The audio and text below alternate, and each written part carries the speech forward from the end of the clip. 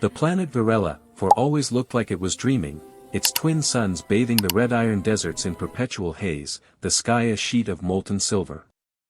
Deep in one of its vast craters sat Epsilon 9 Research Outpost, a lonely skeleton of steel and solar panels, humanity's forgotten outpost at the edge of nowhere. Lieutenant Kale Wren had been staring at the diagnostic screen for 3 hours straight. The lines hadn't moved once. No atmospheric changes, no seismic shifts, not even a hint of life. Just static silence dressed up as data. He rubbed at his eyes, drank a mouthful of cold coffee, and wondered whether he was monitoring the universe or being quietly buried by it. Then the alarm sliced through the quiet, sharp, high, real. A distress signal. Coordinates, grid 7A. Kale frowned. That was deep in the magnetic fold zone, terrain that scrambled drones and made compasses spin like mad insects. He almost didn't believe it. Almost. The door slid open, and Commander Nara Okoye stepped in, a steaming mug in hand and the expression of someone whose rare moment of peace had just been stolen. "Tell me it's a malfunction," she said flatly. "I'd love to, ma'am," Kale replied. "But this signal's clean, multilingual, and repeating. Someone out there needs help." Okoye set her mug down with exaggerated calm. "Suit up. Take Jace. If it's another mining drone gone stupid, I'm filing an official complaint with the consortium." The rover crawled across dunes like frozen waves for more than 90 minutes. The twin suns baked the metal hull, while the air outside shimmered with metallic dust. Jace Harlan, the outpost's engineer and full-time chatterbox, filled the silence as always. "What do you think it is this time? Pirates? Smugglers? Maybe a lost tourist with a death wish?" Kale didn't answer. The coordinates pulsed on the screen, steady, rhythmic, like a heartbeat. When they crested the final ridge, both men fell silent. Below them lay a ship, sleek, silver, and impossibly smooth. Its surface caught the light of both suns, scattering colors that shifted as they watched. No seams. No rivets. No edges. It looked grown, not built. Jace whispered, "That's new." Kale stepped out first, scanning for radiation. Nothing dangerous. The air was thin but stable. The vessel's hatch was already open, a perfect oval, edges rippling faintly as if alive. Inside, the corridors curved in impossible geometries. The walls pulsed with faint light in a rhythm too organic to be mechanical. Kale's breath fogged slightly in the air. Then he saw her. She lay motionless near what looked like a pilot's cradle. At first glance, human. But no, not quite.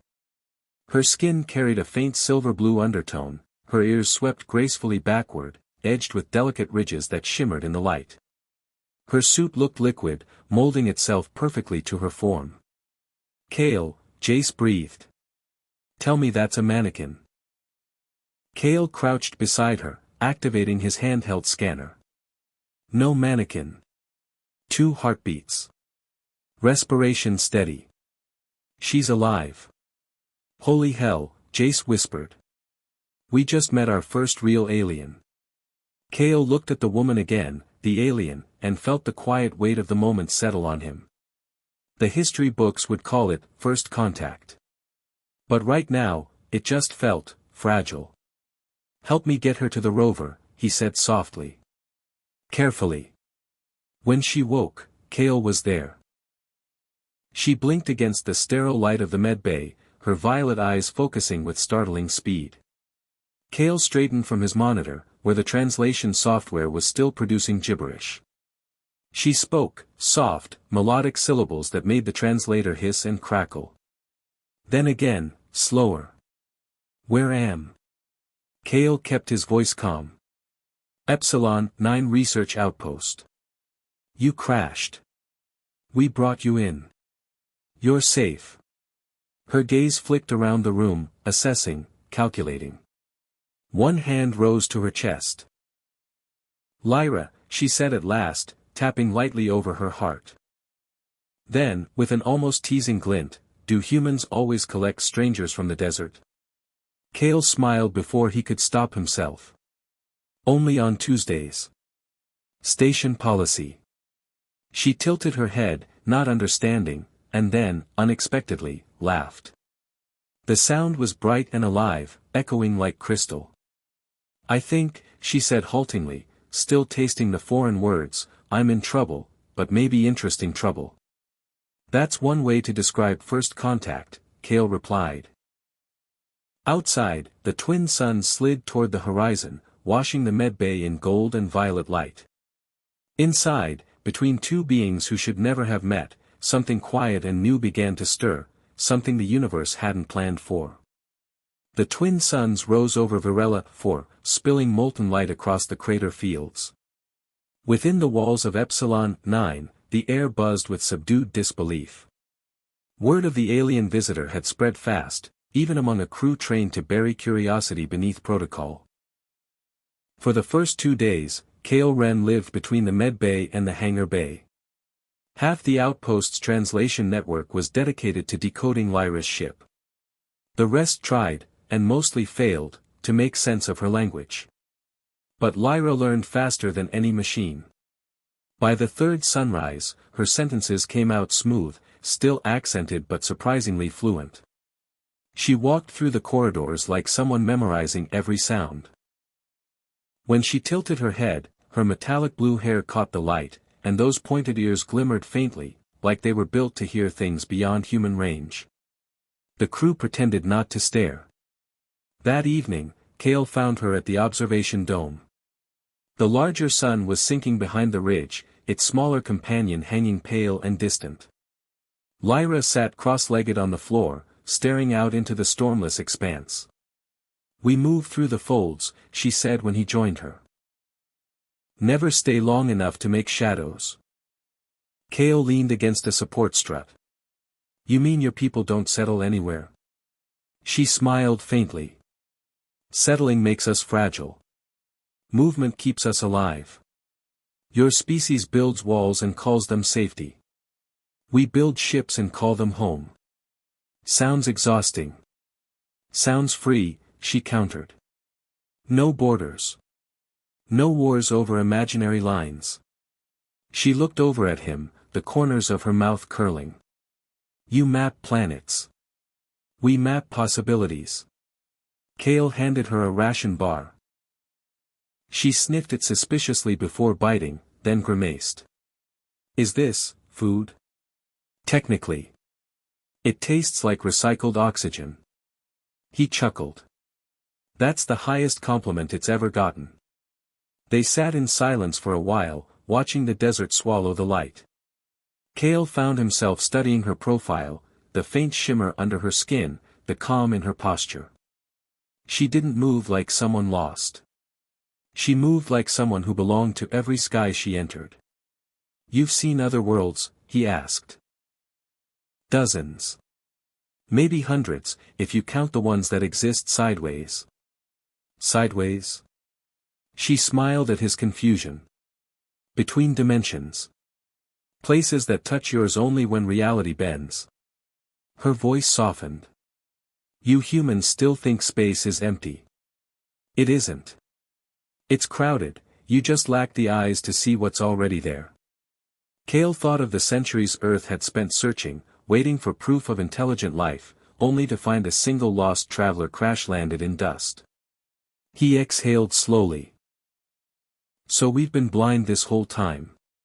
Blindness isn't shameful, she said. It's just another way to be surprised. Over the next week, a rhythm formed.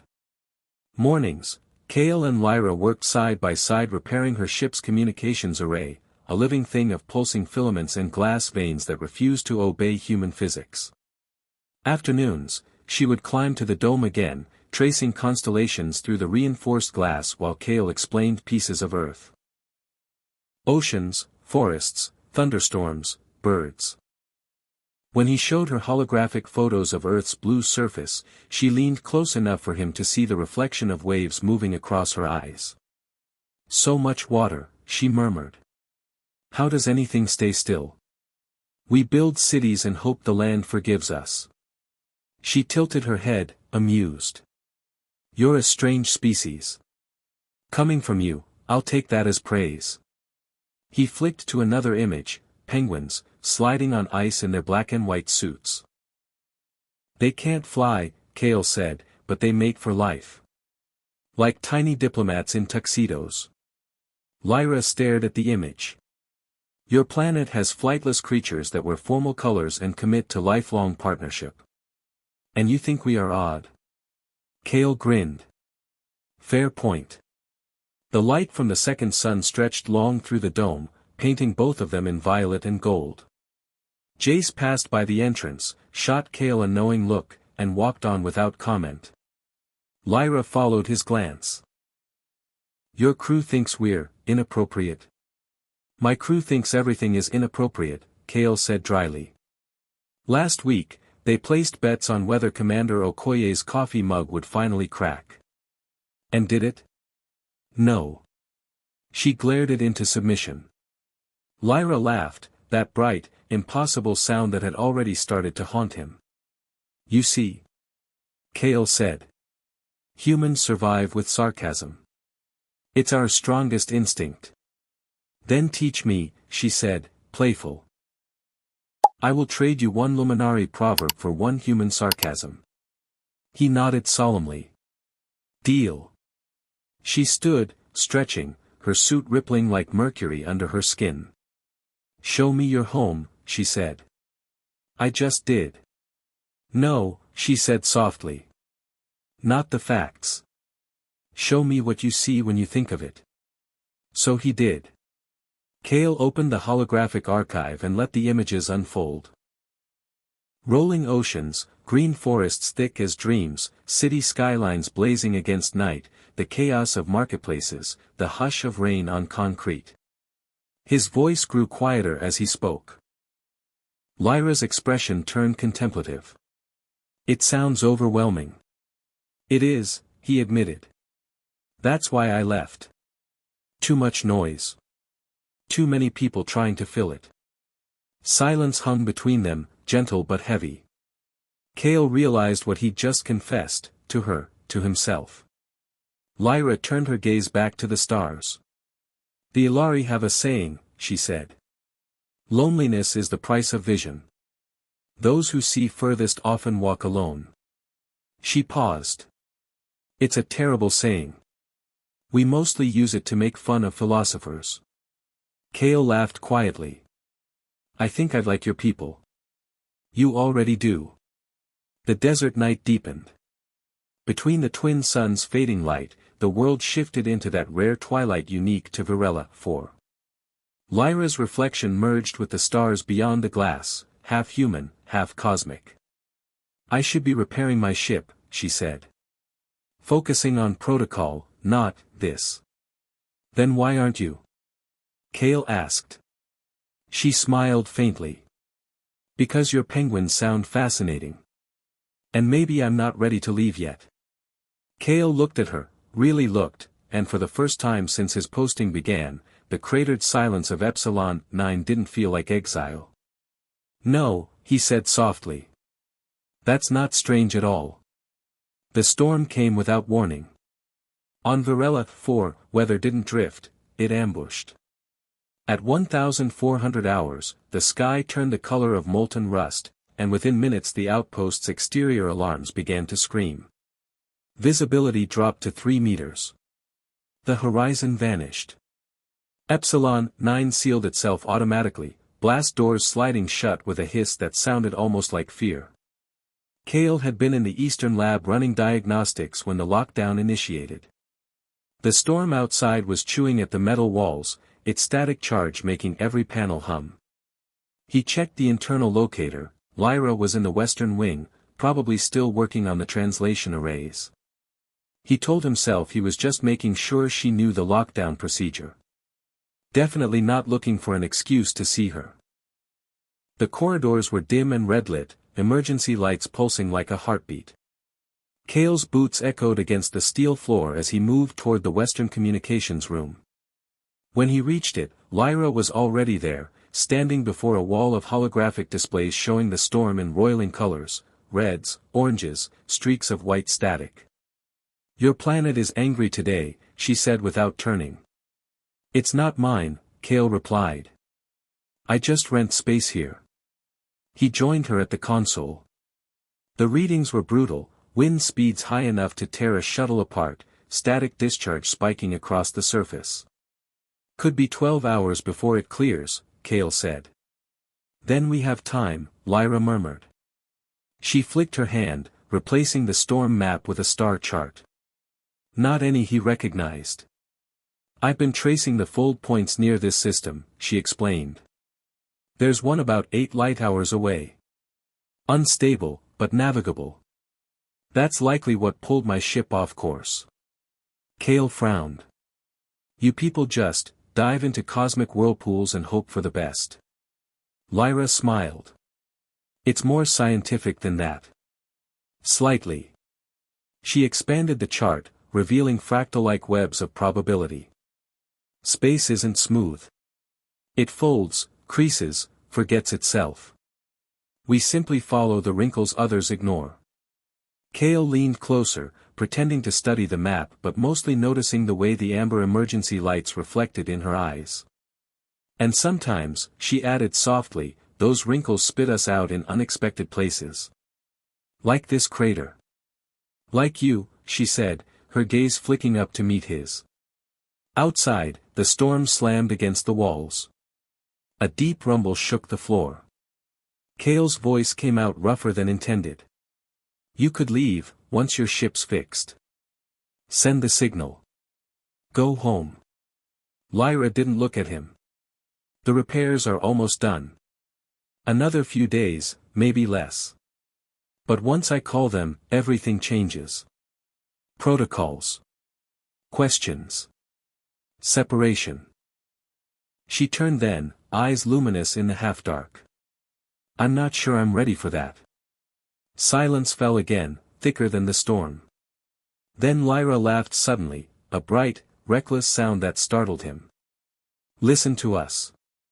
Two people trapped by weather, acting like characters in one of your Earth melodramas." Kale smiled. 12 days. That's how long we've known each other. Melodrama might be ahead of schedule. Do you at least have a fainting couch to make it official? Budget cuts, he said. We had to choose between that and working life support. Her laughter softened the air around them. Then she straightened. Show me something humans do when trapped indoors during storms. Kale thought. Complain. Play old movies. Eat terrible food. She tilted her head. Choose one. He chose. Come with me. The western observation deck was small, a reinforced dome just large enough for 2 people. Beyond the glass, the storm raged like a living thing. Walls of dust rolled in waves, flashes of static electricity turning the sky into a strobe of fury. Lyra pressed her palm against the window. It's beautiful, she whispered. Terrible, but beautiful. Kale watched the reflection of lightning flicker across her face. That's Virella 4. Looks empty until it decides to remind you it's alive. They stood close, the kind of closeness that felt unintentional until it wasn't. The hum of the storm merged with the sound of their breathing. Kale, she said quietly, still watching the chaos. What happens when the storm ends? He hesitated.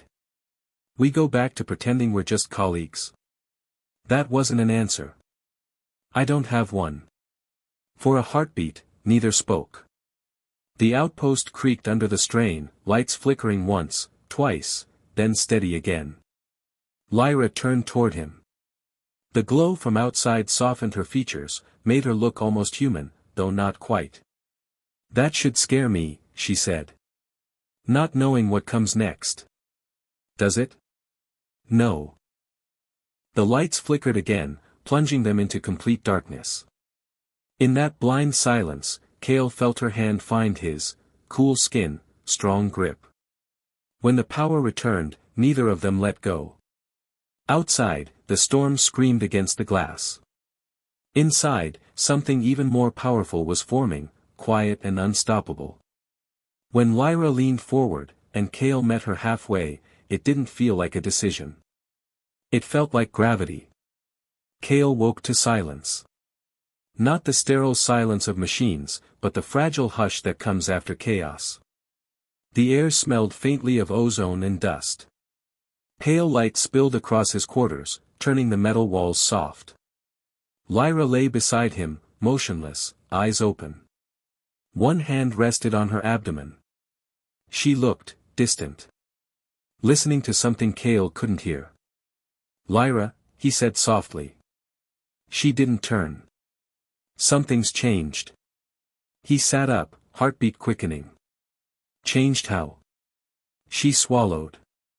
"In my language, there's a word for sensing life that isn't your own.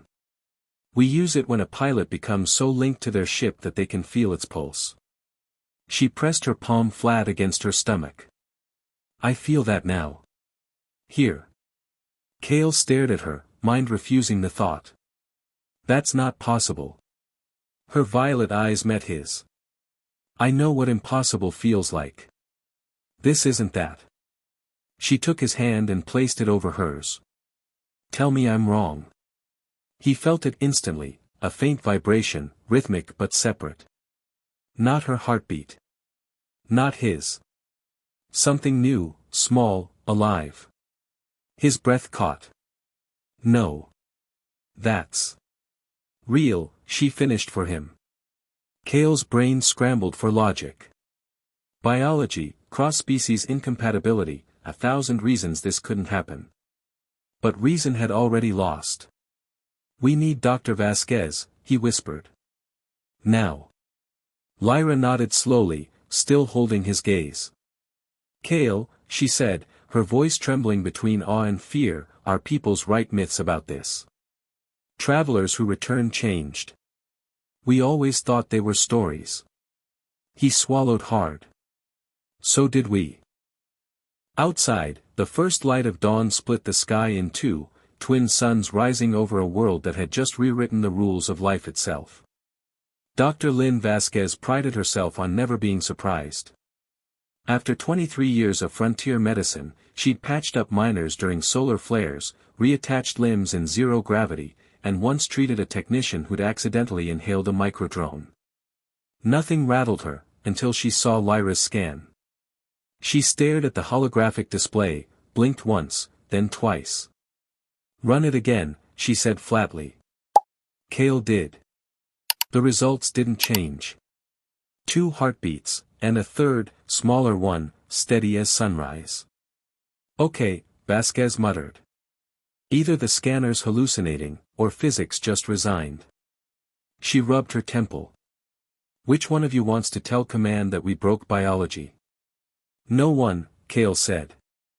Lyra sat on the exam table, calm in that unnerving way she had. "It's not broken," she said.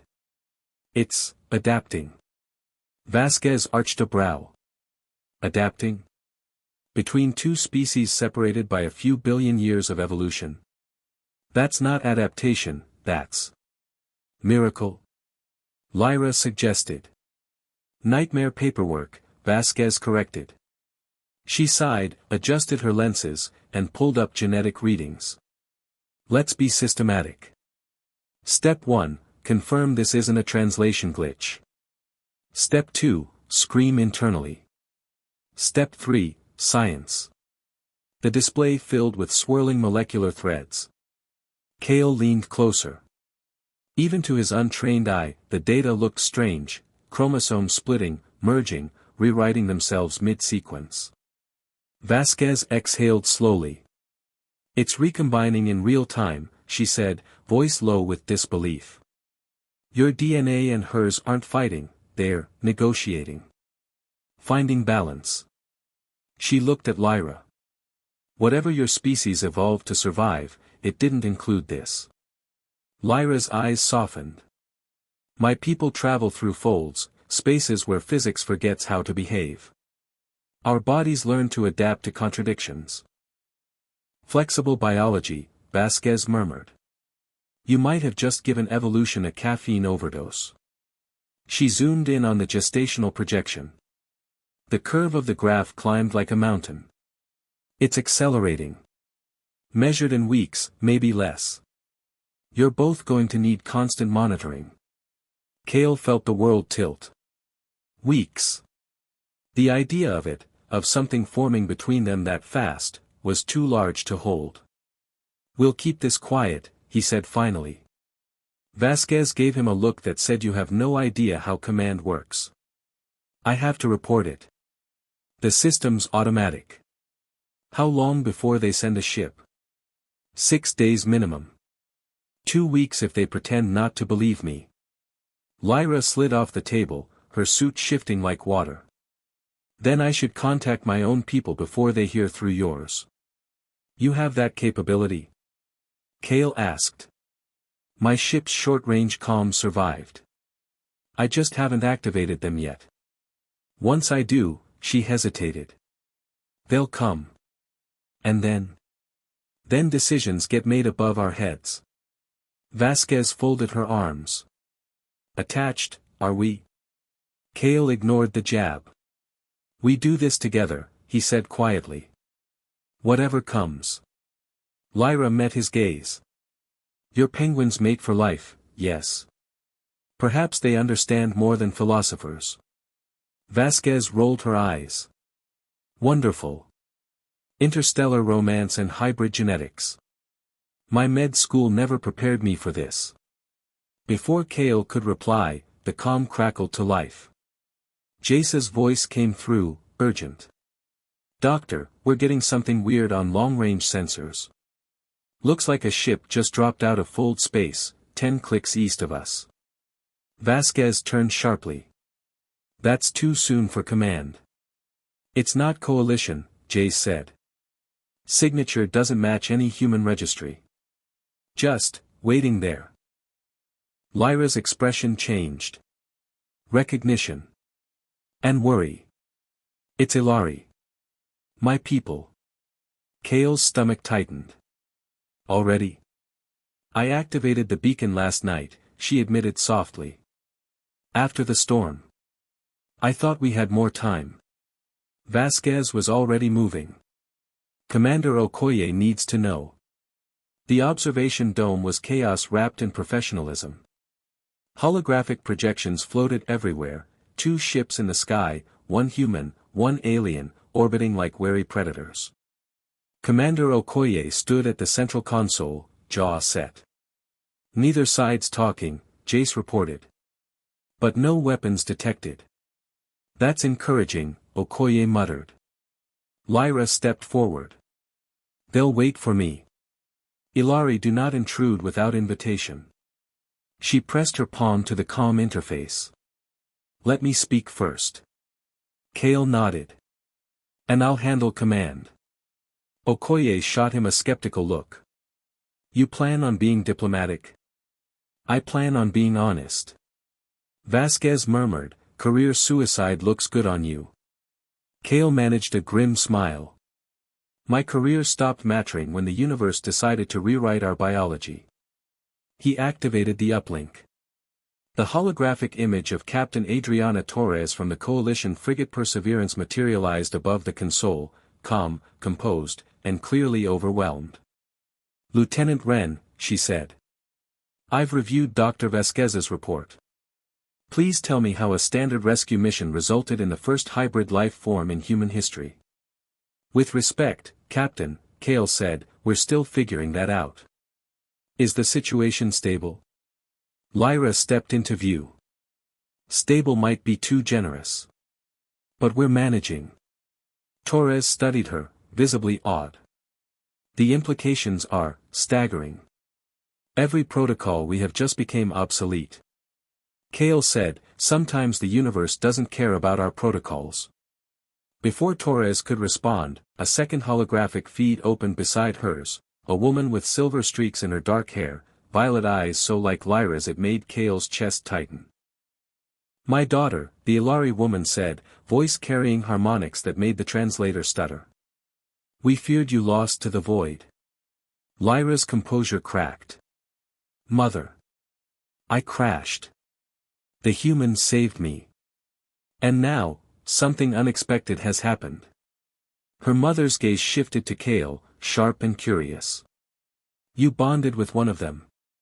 The readings from your beacon confirm the ancient legends. They were never just legends, Lyra said softly. Torres and the Ilari elder regarded each other across the split channel. Two civilizations meeting over a love story neither could have imagined. This is an unprecedented moment, Torres said. We propose cooperation. Shared research. Mutual oversight. The Ilari woman inclined her head. Agreed. Our children have already built a bridge. We will not destroy it. Okoye exhaled quietly. If both sides consent, Epsilon 9 can serve as a joint outpost until we establish proper contact protocols. Jace muttered, first contact because someone ignored the rulebook. History's gonna love this. Kale didn't smile. He took Lyra's hand. Right now we focus on keeping her, and the child, safe. Everything else can wait. Torres nodded. The Perseverance will send a medical and diplomatic team. Expect arrival within the hour. Lyra's mother added, and the Ilari vessel will land beside them. Let the twin suns witness something new. As both ships began descent, their engines glowing like twin comets, Kale looked at Lyra. Her violet eyes reflected both lights at once, one human, one alien. She whispered, "You're penguins, the ones who cannot fly yet choose to stay. I understand them now." Kale squeezed her hand. Commitment isn't a cage. It's a direction. Outside, two ships touched down side by side, throwing up twin clouds of rust-colored dust that shimmered in the sun's glow. For the first time in history, two species shared one sky without fear. Lyra smiled, the expression both human and not. Ready? She asked. Kale nodded. For diplomacy, or for parenthood? She laughed, that same sound that had once filled a silent outpost with light. Both. Either. Whatever comes next. And beneath the golden twin suns of Varela, for, as history rewrote itself in real time, Kale and Lyra stood together at the center of the impossible, proof that love, like gravity, bends space itself. Some stories don't wait for permission to happen. They just do, quietly, unexpectedly, rewriting every rule we thought we understood. On a lonely planet orbiting twin suns, one human and one alien discovered that connection is bigger than species, larger than science, and stronger than fear. Kale Ren and Lyra Ven didn't plan to change the universe. They simply refused to let wonder end where logic began. Their story, born from a crash, a storm, and a choice, became the foundation for something neither civilization had dared to imagine: cooperation through compassion, discovery through love. In the years that followed, scholars would debate the genetics, diplomats would argue the treaties, and poets would try to name what happened on Varela, for. But the truth was simpler: two people met, reached across everything that separated them, and didn't let go. And maybe that's what humanity needed to remember, that the universe isn't just empty space. It's a conversation waiting to begin. So if you enjoyed this story, if it made you wonder about what lies beyond our small blue world, sparkle subscribe to the channel for more sci-fi tales like this one. Thumbs up like this video to help more dreamers find it. Speech balloon and share it with someone who still believes the universe hides love in impossible places. Because sometimes, the most alien thing in the cosmos, is how human our hearts can be.